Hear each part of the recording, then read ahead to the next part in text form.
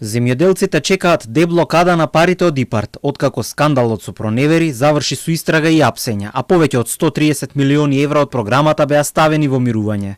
Соочени се со неизвестност. Се уште се воздржуваат јавно да проговорат, но зад камерите велат дека се загрижени пред зимата, како ќе се преживее. Во меѓувреме власта и опозицијата со сличен наратив. Денеска СДСМ со предлог решение за деблокада на парите.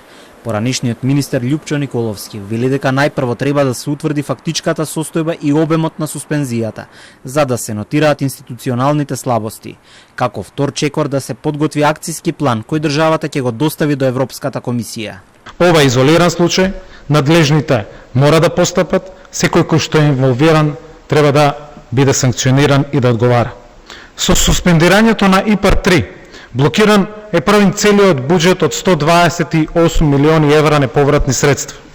Но бидејќи досега на располагање на земјоделците во 5 повици кои што се почнати и завршени, се ставени 65 милиони евра на располагање, а заедно со кофинансирањето кои што го обезбедуваат самите апликанти од 50%, тоа е износ од над 130 милиони евра кои сега де факто се ставени во мирување.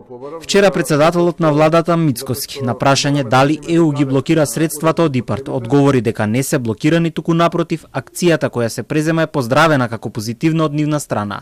Премиерот додаде дека тој побарал времен прекин на исплатите. Од владеачката партија се настав дека институциите по прв пат преземаат мерки за корупција каде што осомничен е актуелен директор, без за тоа да има претходен притисок од медиумите и јавноста и без да постои јавен скандал. Стопирањето на исплатата следува по големиот корупцијски скандал во Агенцијата за финансиска поддршка на земјоделството и руралниот развој, откако директорот Илија Стоилев и неколкумина службеници се притворени за подкуп од околу 50.000 евра.